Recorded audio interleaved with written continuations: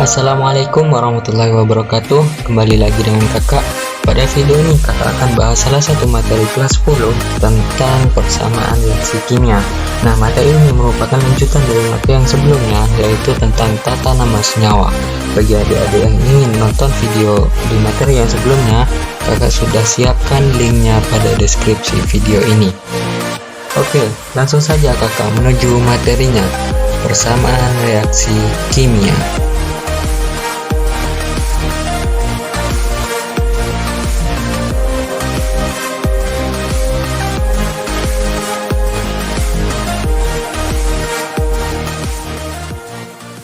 Jadi, persamaan reaksi kimia itu merupakan persamaan yang menunjukkan rumus kimia, zat-zat yang bereaksi, dan juga hasil reaksi, disertai dengan koefisien dan wujud zatnya.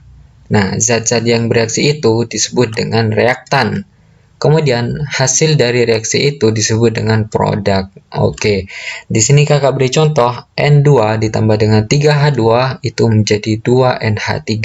Nah, yang perlu diperhatikan yaitu zat-zat yang bereaksi, yaitu adalah ini. Zat-zat yang bereaksi, N2 ditambah dengan 3H2, itu adalah merupakan reaktan. Kemudian, zat-zat hasil reaksi, yaitu adalah ini, 2NH3, itu adalah merupakan produk. Nah, atau gampangnya adik-adik lihat, jika ada di sebelah kiri panah, ini panah ya, ada di sebelah kiri panah itu disebut dengan reaktan, jika ada di sebelah kanan panah itu disebut dengan produk. Oke, sudah paham tentang reaktan dan produk? Kakak lanjut di sini. Jadi bagian-bagian dari persamaan reaksi kimia itu ada 4, kurang lebihnya ada 4. Yang pertama yaitu adalah wujud zat. Di sini wujud zat. Oke, jadi wujud zat itu adalah huruf di dalam kurung yang menyatakan keadaan atau wujud zat saat bereaksi. Nah, wujud zat itu ada 4 ya. Yang pertama yaitu adalah gas. Di sini adalah gas. Nah, gas itu dilambangkan dengan G. Yang kedua adalah liquid. Liquid dilambangkan dengan L kecil.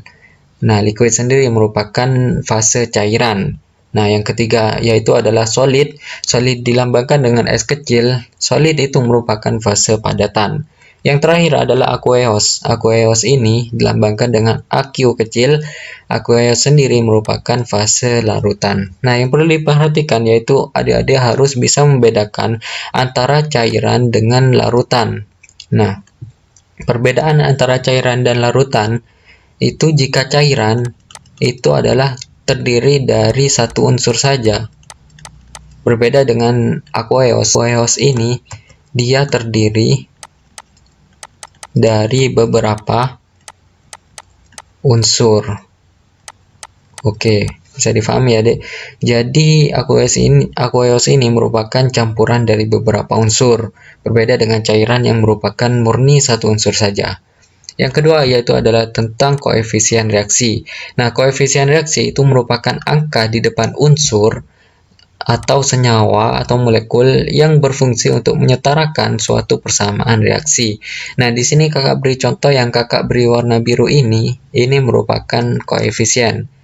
Dan ini juga merupakan koefisien. Jadi koefisien itu adalah angka yang letaknya di belakang suatu unsur atau suatu senyawa. Nah, fungsinya adalah untuk menyetarakan suatu reaksi. Nah, untuk yang selanjutnya yaitu adalah tentang angka indeks. Nah, angka indeks sendiri merupakan angka kecil yang menjorok ke bawah di belakang atom atau ion. Fungsinya untuk menyetarakan jumlah suatu unsur atau senyawa. Jadi, di sini N2, 2 ini merupakan indeks. 3H2, 2 ini merupakan indeks. 2NH3, 3 ini merupakan indeks. Jadi, angka kecil yang ada di akhiran suatu unsur atau atom itu yang disebut dengan angka indeks. Yang terakhir adalah tanda panah. Tanda panah ini, tanda panah, dia berfungsi menunjukkan arah reaksi dari reaktan menuju produk. Oke. Nah, kemudian dalam persamaan reaksi kimia, berlaku hukum kekekalan massa. Nah, hukum kekekalan massa ini adalah hukum dari ilmuwan bernama Lavoisier ya. Nah, artinya massa sebelum reaksi itu harus sama dengan massa sudah reaksi.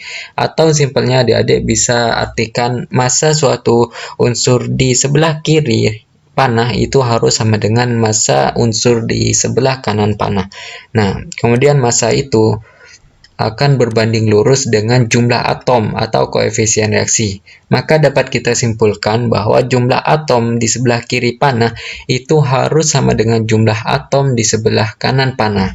Nah, kemudian persamaan reaksi yang atom-atomnya sudah setara itu disebut dengan persamaan reaksi setara. Jadi di sini saya beri contoh H2 ditambah dengan O2 menghasilkan H2O. Nah, adik-adik lihat untuk jumlah atom H di sebelah kiri itu adalah 2. Di sini jumlah atom H di sebelah kiri ini adalah 2. Kemudian di sebelah kanan itu juga 2. Nah, sudah setara kan? Kalau sudah setara tidak perlu disetarakan lagi. Kemudian selanjutnya adik-adik lihat untuk jumlah atom O-nya. Di sini jumlah atom O di sebelah kiri itu ada 2. Di sebelah kanan itu ada 1. Ini 1 ya. Kalau tidak diberikan notasi itu artinya 1. Nah, kalau di sebelah kiri dan di sebelah kanan ini tidak sama, nah ini artinya belum setara. Maka kita harus setarakan. Kita bisa mengubah yang di sebelah kanan atau kita juga bisa mengubah yang sebelah kiri. Nah, agar mudah kakak akan rubah di sebelah kiri. Kakak di sini akan berikan koefisien setengah. Nah, kalau kakak berikan koefisien setengah, nanti jumlahnya ini 2 dikali setengah, yaitu 1. Nah, sudah setara kan? 1 dengan 1. Nah, ini kemudian yang disebut dengan persamaan reaksi setara. Selanjutnya, gimana sih Kak cara menyetarakan reaksi? Nah, jadi cara menyetarakan reaksi itu ada 2 ya. Yang pertama yaitu adalah cara langsung dan cara tidak langsung. Nah, cara langsung itu biasanya digunakan untuk reaksi-reaksi yang sederhana. Namun jika sudah terbiasa, ini juga bisa digunakan pada reaksi-reaksi yang kompleks. Nah, di sini kakak beri contoh reaksi yang sederhana. Ada C2H4 ditambah dengan O2 menghasilkan CO2 ditambah dengan H2O. Nah, cara menyetarakan ini dengan cara langsung itu adik-adik lihat yang pertama C-nya. Di sebelah kiri C-nya ada 2. Di sebelah kanan C-nya ada 1. Maka langsung kakak setarakan, kakak berikan di sini koefisien 2. Nah, sudah setarakan C-nya di sebelah kiri 2 dan di sebelah kanan juga 2. Nah, selanjutnya adik-adik lihat untuk atom H-nya. Atom H di sebelah kiri ini ada 4. Di sebelah kanan itu ada 2. Nah, tidak setara kan? Maka dari itu yang di sebelah kanan kakak berikan koefisien 2 agar nanti 2 dikali 2 hasilnya 4. Sudah setara antara yang kanan dan yang kiri. Yang terakhir adalah O-nya. Nah, adik-adik lihat di sini agar mudah adik-adik harus merubah yang tidak ada koefisiennya. Di sini O-nya sudah ada koefisien semua ya. Nah, dua-duanya sudah punya koefisien, maka yang perlu dirubah adalah yang ini, yang belum punya koefisien. Oke, lihat koefisien yang di sebelah kanan dulu. Di sebelah kanan ini O-nya ada 2 dikali 2 itu 4. Kemudian di sini juga ada 1 dikali 2 itu 2. Nah, 4 ditambah 2 itu hasilnya 6. Nah, di sebelah kanan ternyata jumlah O-nya itu ada 6. Nah, maka dari itu di sebelah kiri itu harus disamakan dengan 6. Di sini sudah ada 2. 2 dikali berapa? Hasilnya 6. Pastinya dikali 3 ya. 3 dikali 2 itu 6. Nah, maka dari itu sudah setara ini. Ini adalah reaksi yang sudah setara. Oke. Kemudian cara yang kedua. Cara yang kedua yaitu adalah cara tidak langsung atau pemisalan. Nah, cara ini biasanya digunakan untuk reaksi yang kompleks ya. Nah, contohnya di sini kalau sudah punya reaksi Al2SO4 3 kali. Nah, jadi kalau ada kurung gini bacanya adalah 3 kali. Ditambah dengan CaCl2 menghasilkan AlCl3 ditambah CaSO4.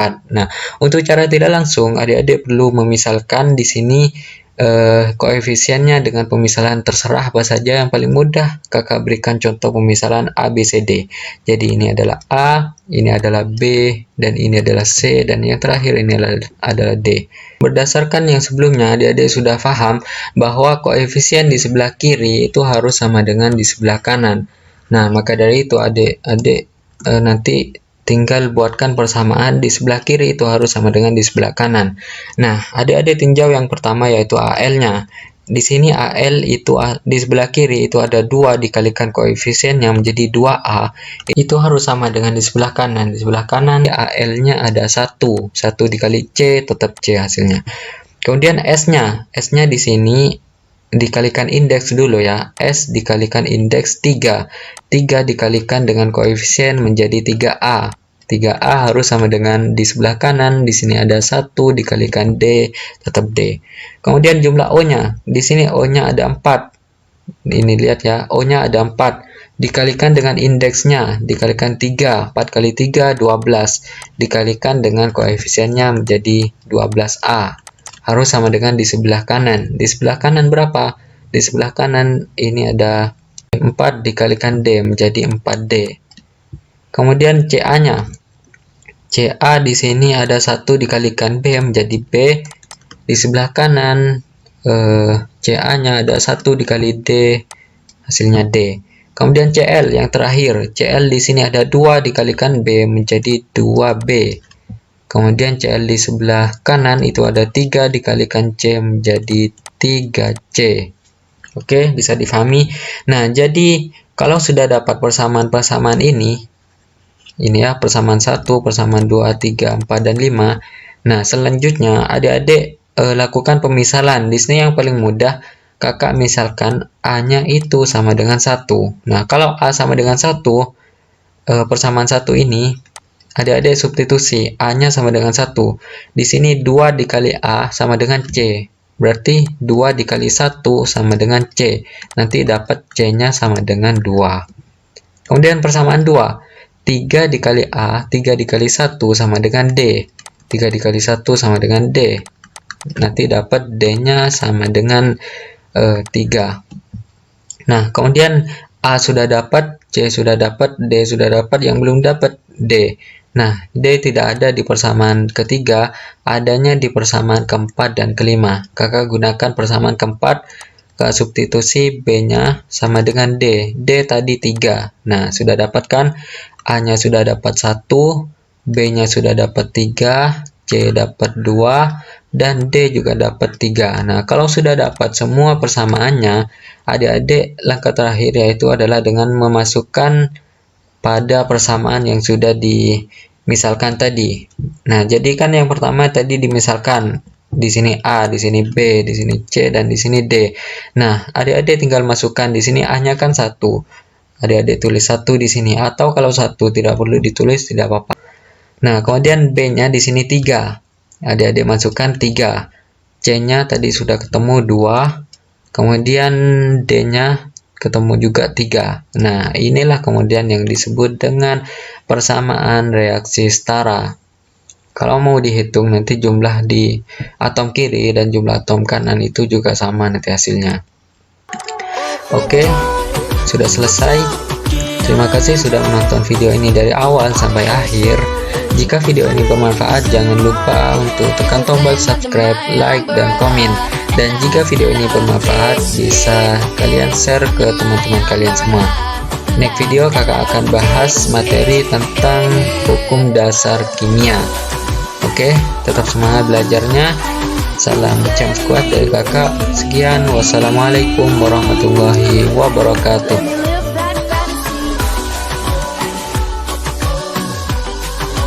Bagi adik-adik yang ingin bertanya, bisa komen di kolom komentar atau bisa chat WA kakak pribadi.